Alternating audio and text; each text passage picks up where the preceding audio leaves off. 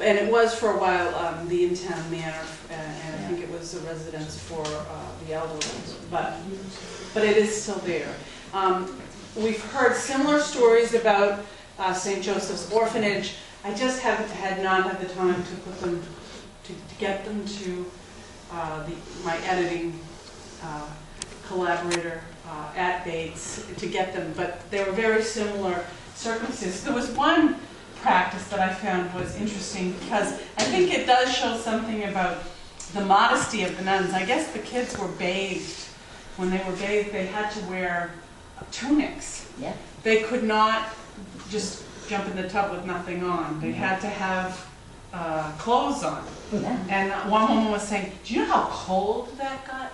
Because if you're not wearing anything in the tub, you're fine. But if you're wearing this thing on top of you and it's all wet." But more than one person told me about that. You know, and then we had more than one person talk about how strict a certain sister was. It seems that the ones that were the most strict or the sweetest were the ones that were, okay, no. I do have photos from the Lewiston Auburn Franco-American collection if anybody would like to see them, but I have a feeling I can't call them up very well on this screen. But I could put my computer there for anybody that would like to see those. But, you know, they're not... Actually, I'd love if somebody would look at them because we aren't sure what they are in some cases. So if anybody knew, that would be great. But do you have any questions for me? Or? Where was St. Joseph's Asylum? St. Joseph's was the one that I know of, was at, physically, was where the Maison Marcotte is now, across from St. Mary's Hospital. If you look on the right-hand side of St. Mary's Hospital's entrance is to your back, you can see Orphelinat Saint-Joseph, right up there.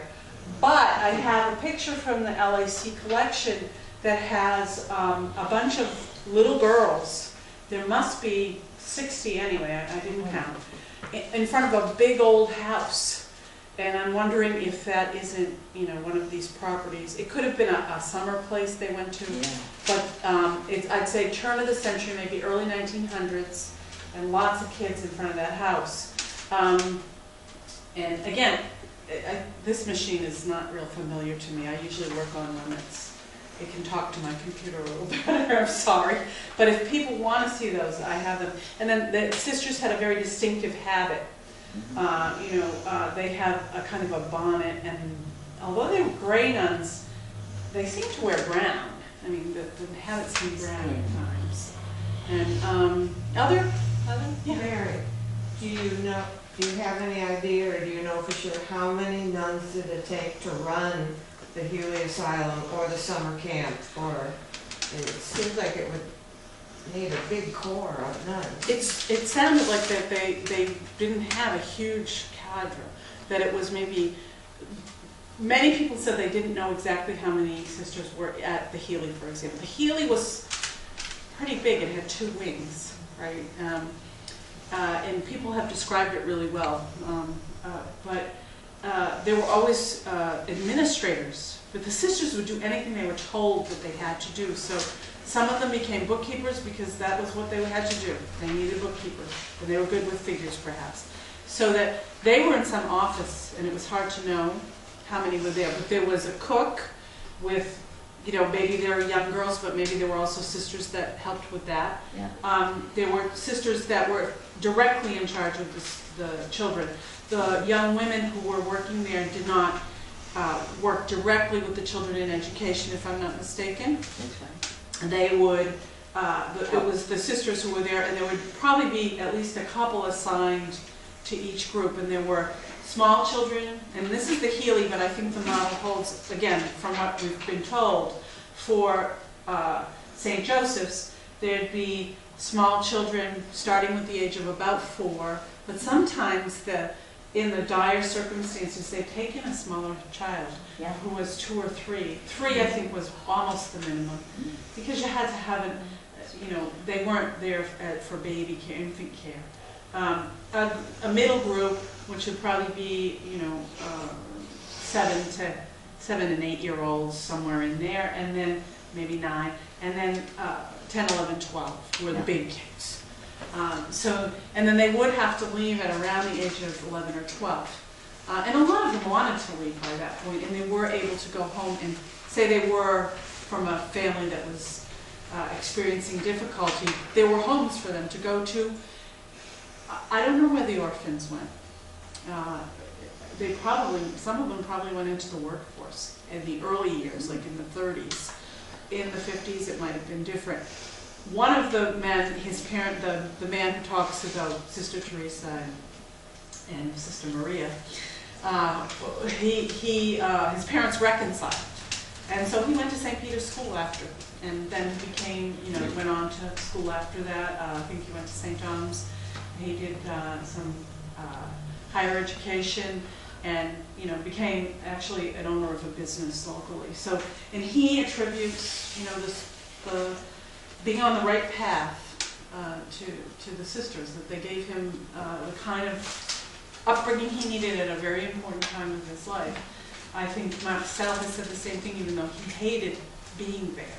He truly hated not being at home. And others have said that too. But it is interesting how many of our people were not orphans. They were simply people who needed care in the age when daycare centers just didn't exist. And family members were all at work. They were not able to rely on family to watch the children. Yes? When did the Healy close? I know that. I want to say 1970, somewhere around there, but if anyone has a better date, I think I've written it down on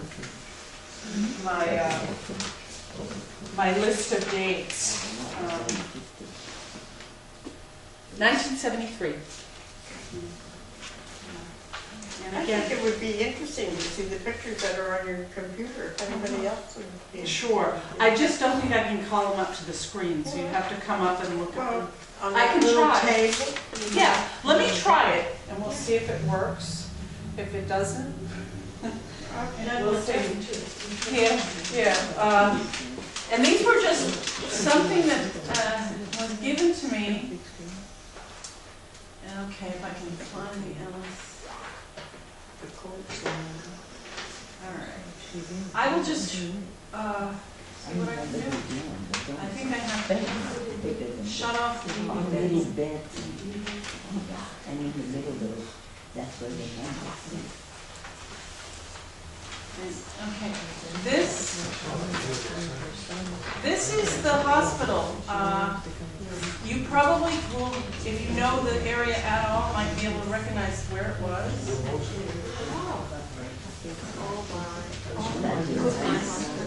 That's when it was your hospital. Yeah, did you work there, or did you? You did. So it's, if I'm not mistaken, it's the old wing, right? The A wing? This is the original building. Uh-huh. On Sabbath Street. It's still on Sabatis. The steps are gone. Porch is gone. The stairs are gone. The door's been sealed, I think. But the tarps are still there, I think. And I think they still use the building.